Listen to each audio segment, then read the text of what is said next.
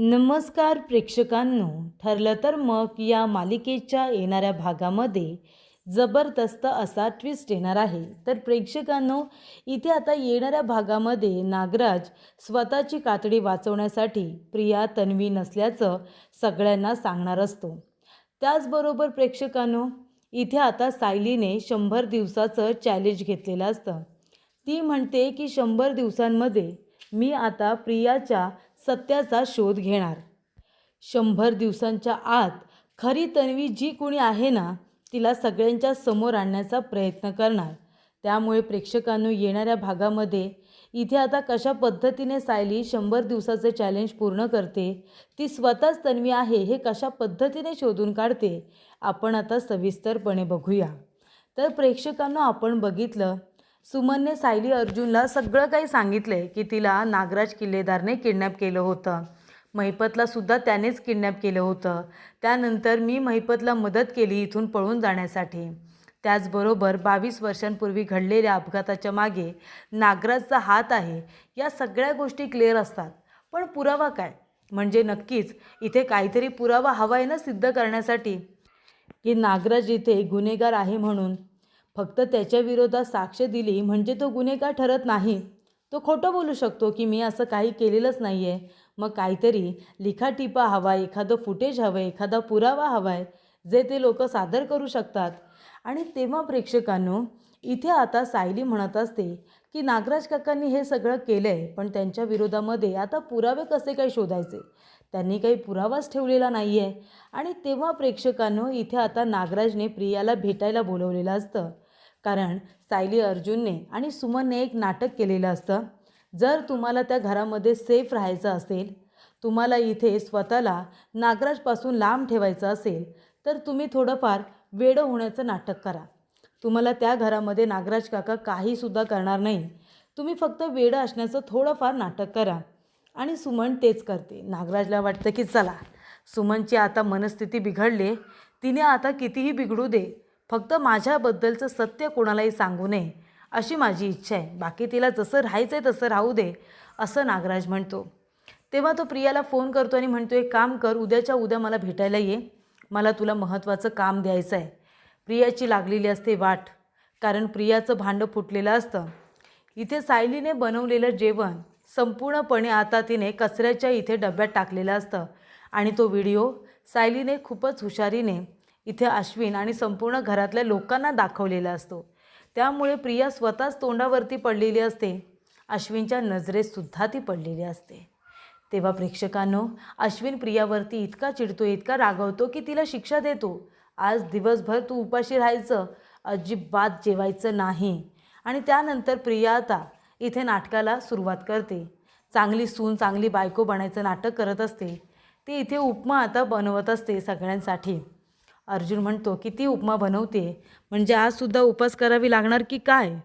तेव्हा प्रेक्षकांनो, सायलीने तिला अजून एक शिक्षा दिलेली असते की एक काम कर, सगळ्यांसाठी ब्रेकफास्ट करतेस ना, चांगली सून बनतेस, फक्त तुला संधी हवी आहे ना, मग आता दुपारचं जेवणसुद्धा तूच कर. दुपारचं जेवण काय? 2 भाज्या, पोळ्या, भात, आमटी, कोशिंबीर आणि गोडाधोडाचं तुला जे काय बनवायचं असेल ते बनव. ठीक आहे ना आई? आज आता प्रिया इतकं जेवण बनवतेच आहे, तर सगळ्यांसाठी काहीतरी चांगलं होऊन जाऊ दे ना. तेव्हा कल्पना म्हणत असते, हो गं हो, अगदी बरोबर बोललीस तू. मग आता ती जर आज स्वयंपाक बनवतेच आहे, तर आपण दोघीजणी छान आता गप्पा मारूया ना. इथे बसून तासन तास गप्पा मारू शकतो, हो की नाही? तेव्हा सायली म्हणते, अगदी बरोबर. अश्विन तिथे येतो आणि अश्विन म्हणतो, काय चालले काय तुझं? नाटके चाललीत का तुझी? तेव्हा इथे प्रिया म्हणते, नाही रे अश्विन, मी खरंच मनापासून सगळ्यांसाठी ब्रेकफास्ट बनवते. तेव्हा अश्विन म्हणतो, हो, काल या सगळ्यांना उपाशी ठेवताना हा विचार मनात आला नाही, अन्नाचा इथे अपमान करताना हा विचार मनात आला नाही की पूर्णाजीला, अस्मिताईला किती त्रास होईल, आईबाबांना किती त्रास होईल, या गोष्टीचा विचार एकदासुद्धा तुझ्या मनात नाही आला का तन्वी? तेव्हा ती म्हणते, बरं ठीक आहे, आता मी सॉरी म्हणते ना, बस बरं तू 5 मिनटं कॉफी घे, तोवर उपमा तयार होईल. अश्विन म्हणतो, मला काही नको आहे आणि तुझ्या हातचं तर मला काही खायचं नाही आहे, असं म्हणून तो आता चिडून निघून गेलेला असतो. तेव्हा प्रेक्षकांनो, नागराज आता स्वतःच्याच प्लॅनमध्ये अडकलेला असतो. नागराजने आता सुमनला किडनॅप करण्यामागे महिपतचा हात आहे हे सिद्ध करण्यासाठी तो महिपतच्या बंगल्याच्या बाहेर जातो आणि तिथे सुमनचा फोन आता इथे स्विच ऑन करतो. स्विच ऑफ असतो तो स्विच ऑन करतो, म्हणजे लोकेशन कुठलं दाखवतं तर महिपतच्या घराजवळचं लोकेशन दाखवलं जातं. त्यामुळे आता नागराजला हे सिद्ध करायचं असतं की सुमनच्या किडनॅपिंगच्या मागे माझा काही हात नाही आहे, तर महिपतचाच हात आहे. पण आता हा प्लॅन त्याला भारी पडलेला असतो. लोकेशन ठीक आता महिपतच्या घराबाहेरचं असतं, पण अर्जुन सिरियसली घेतो. अर्जुन म्हणतो की चला आता महिपतच्या घराची चौकशी करायला हवी, त्यासाठी आपल्याला कोर्टाकडून परमिशन हवी आहे. तेव्हा त्याने चैतन्याला सांगितलेलं असतं की चैतन्य जा, कोर्टाची परवानगी घे, आपल्याला आता महिपत शिकरेच्या घराची संपूर्णपणे झडती घ्यायची आहे. तेव्हा चैतन्य लगेच आपल्या कामाला लागतो. इन्स्पेक्टर सावंत, त्यांची टीम, अर्जुन आणि सायली, त्याचबरोबर चैतन्य, सगळेजण महिपतच्या घराबाहेर जमतात. तेव्हा प्रेक्षकांनो, इथे आता लगेच अर्जुन म्हणत असतो की काय करायचं आपल्याला, सगळा कानाकोपरा शोधून काढायचा आहे. चैतन्य म्हणतो हे घे, नोटीस घे कोर्टाकडून, कोर्टाने आपल्याला परमिशन दिले, आता आपण इथे खूपच मोठ्या अधिकाराने त्या घरामध्ये परवानगी न घेता सुद्धा घुसू शकतो आणि चौकशी करू शकतो. आपल्याला कोर्टाने तशी परवानगी दिलेली आहे. तेव्हा प्रेक्षकांनो, न घाबरता न डगमगता ते सगळेजण आता महिपतच्या घरामध्ये घुसलेले असतात. महिपतच्या घरामध्ये जाऊन आता कानाकोपरा शोधून काढण्याचा प्रयत्न करत असतात. तेव्हा प्रेक्षकांनो, इथे आता महिपतची रूम, साक्षीची रूम, सगळ्या रूम्स वगैरे व्यवस्थितरित्या चेक केल्या जात असतात. तेव्हा एक फाईल सापडते आणि त्या फाईलमध्ये असतं की पेमेंट टू NK. तेव्हा अर्जुन म्हणतो पेमेंट टू NK म्हणजे कोण? सायली म्हणते सर, NK कोण असणार, नागराज किल्लेदार. तेव्हा प्रेक्षकांनो, एक पुरावा तिथे आता सापडलेला असतो. आता असतो तो दुसरा पुरावा. एका ड्रॉवरमध्ये एक चाकू असतो आणि एक फोटो फ्रेम असते. ती फोटो फ्रेम असते प्रिया आणि त्याचबरोबर तिची आई. पण ती खरं तर प्रिया नाही आहे, ती तन्वी नाही आहे, ती खरं तर तन्वी आहे पण ती सायली आहे. आणि मग ती प्रतिमा आत्या आहे. तेव्हा इथे प्रतिमा आत्याचा आणि तन्वीचा फोटो काय करतोय? तेव्हा इथे खरं तर आता सायली असं म्हणते, तिला वाटतं की तन्वी म्हणजे प्रियाच आहे, म्हणून ती म्हणत असते. अर्जुन म्हणतो हे कसं शक्य आहे, प्रतिमा आत्या आणि तन्वीचा फोटो इथे काय करतोय? तेव्हा प्रेक्षकांनो, इथे आता फोटोला थोडे थोडे रक्ताचे डाग लागलेले असतात. सायली म्हणते अर्जुन सर हे बघा ना, या फोटोला रक्ताचे डाग लागलेत. 22 वर्षांपूर्वी महिपत शिखरेने रविराज काकांच्या गाडीचा अपघात घडवून आणण्याची जी सुपारी दिली होती, तेव्हा हा फोटो त्याच्याकडे आला असेल का, गाडीमध्ये वगैरे असेल का? अर्जुन म्हणतो मला जेव्हा आठवतंय हा फोटो तर घरीच असायचा, बऱ्याच वर्ष तो घरीच आहे, तो इथे काय करतोय? तेव्हा प्रेक्षकांनो, अर्जुन आणि सायलीला संशय आलेला असतो की हा फोटो इथे काय करतोय? नागराज काकाने तर आणून दिला नसेल ना? आणि हा चाकू, ह्या चाकूला हात लावायला नको, याच्यावरती कुणाचे फिंगरप्रिंट्स आहेत ना ते आता बघायला हवेत. आणि तेव्हा प्रेक्षकांनो, आता तो चाकूसुद्धा सापडतो, फोटो फ्रेमसुद्धा सापडते, त्याच्यावरती सुद्धा नक्की कुणाच्या हाताचे फिंगरप्रिंट्स आहेत ते बघायला हवे, असं आता अर्जुनने ठरवलेलं असतं. त्यामुळे सगळ्या गोष्टी आता पॅक केल्या जातात. आणि त्यानंतर प्रेक्षकांनो, इथे आता प्रियाने स्वयंपाक कसा बसा तयार केलेला असतो. अर्जुन सायली निघालेले असतात आपल्या मोहिमेवरती, तर प्रियाने लंच तयार केलेला असतो. नागराज म्हणतो अगं कुठे आहेस, कुठे तू तन्वी, ये ना लवकरात लवकर, मला काहीतरी महत्त्वाचं सांगायचं आहे. तेव्हा इथे प्रिया आता सगळा स्वयंपाक केल्यानंतर इतकी थकते की जाऊन आता खरं तर तिला आराम करायचा असतो, पण नागराजचा फोन आल्यामुळे ती परत त्याला भेटायला गेलेली असते. ती म्हणते बोला हो, लवकर लवकर बोला, काय बोलायचं आहे ते, आज मी खूप जास्त थकले, मी खूप स्वयंपाक केला आहे. तेव्हा इथे नागराज म्हणत असतो अगं तुला फक्त खायचंच पडतं का आणि झोपायचं, मी काय सांगतोय ते ऐक. सुमनची इथे तब्येत बिघडली, सुमन थोडी वेड्यासारखी वागते, तिला इथे मानसोपचार तज्ज्ञांची गरज आहे, पण आपण बोलायचं की तिला कोणाची गरज नाही आहे, तिला फक्त आराम करू देत असं तू बोल.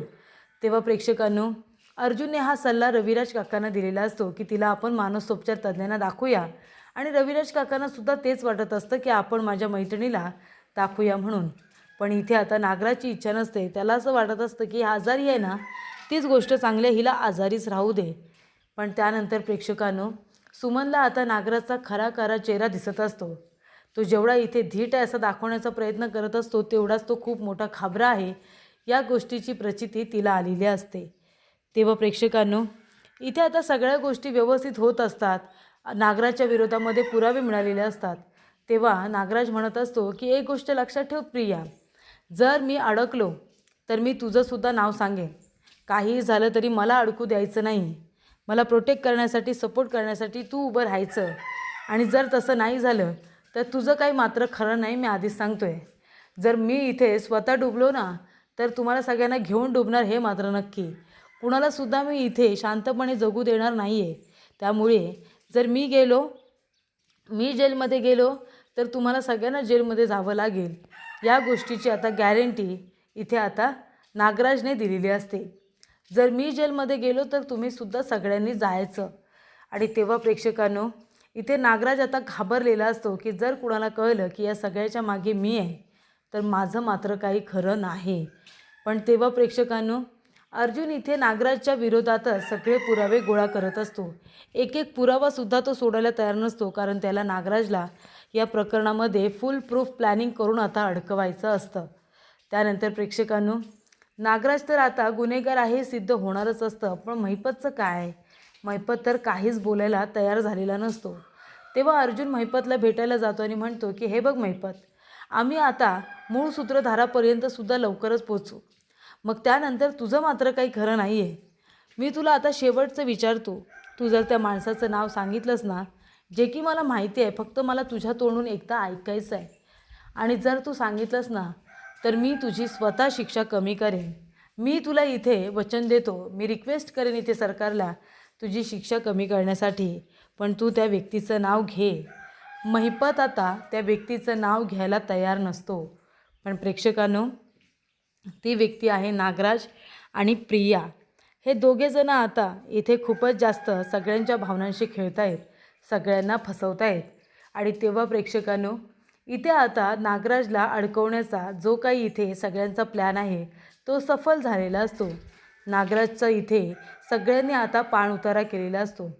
त्याला इथे सुभेदारांनी बोलावलेलं असतं आणि नागराजने कशा पद्धतीने या घराला फसवलं, कशा पद्धतीने नागराजने हे प्लॅनिंग केलं होतं, सगळ्याचा उलगडा आता इथे अर्जुनने सगळ्यांसमोर केलेला असतो. की बघा, नागराजने किती डोकं चालवलं आपल्या भावाला मारण्यासाठी, त्याचबरोबर संपूर्ण प्रॉपर्टी लुबाडण्यासाठी.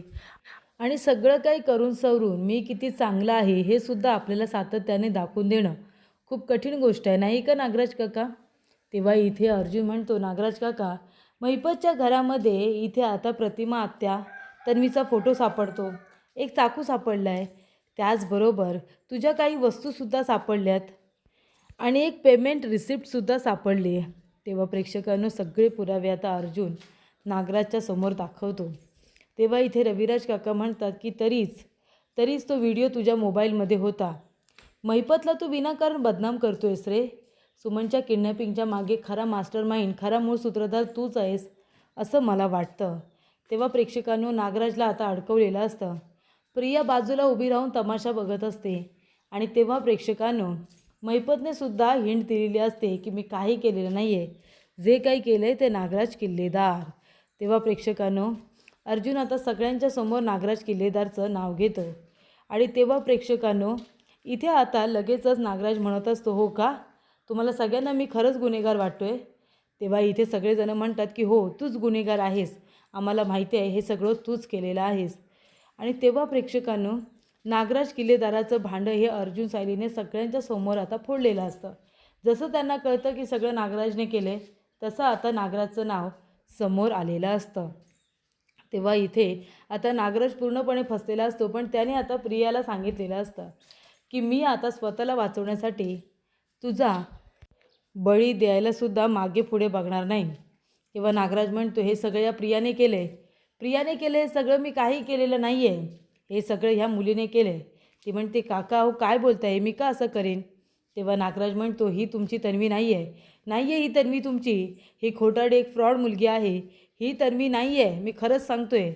तेव्हा इन्स्पेक्टर सावंत आणि त्यांची टीम नागराजला घेऊन जाते. प्रिया म्हणत असते, काय बोलताय तुम्ही काका, डोक्यावर पडलात का? अहो मी नाही तन्वी तर कोण आहे तन्वी? आता मी तुमची साथ नाही दिली तर लगेच म्हणताय का मी तन्वी नाही आहे म्हणून? मीच खरी तन्वी अर्जुन. हे बघा सगळेजण विश्वास ठेवा, मीच तन्वी आहे. नागराज काकांच्या बोलण्यावरती विश्वास ठेवू नका, खरी तन्वी तर मीच. तेव्हा प्रेक्षकांनो, प्रिया आता म्हणते की अरे देवा, या माणसाने तर सगळ्यांसमोर मला सांगितलं की मी तन्वी नाही आहे. आता अर्जुन सायलीला संशय आला असेल. तेव्हा प्रेक्षकांनो, इथे आता सायली म्हणत असते की ठीक आहे, तू स्वतःला तन्वी म्हणवतेस ना. 100 दिवसांचं चॅलेंज देते मी स्वतःला. 100 दिवसांच्या आत मी संपूर्ण घरासमोर हे सिद्ध करून दाखवेन की तू खरी तन्वी नाही आहेस. खरी तन्वी कुणीतरी वेगळीच आहे. हे मी लवकरात लवकर सिद्ध करेन, असं प्रेक्षकांनो सायली आता सगळ्यांसमोर बोलते आणि स्वतःच ते चॅलेंज आता स्वीकारते की 100 दिवसाच्या आत खऱ्या तन्वीला सगळ्यांसमोर उभं करणार आणि खोट्या तन्वीचा पर्दा फास्ट करणार.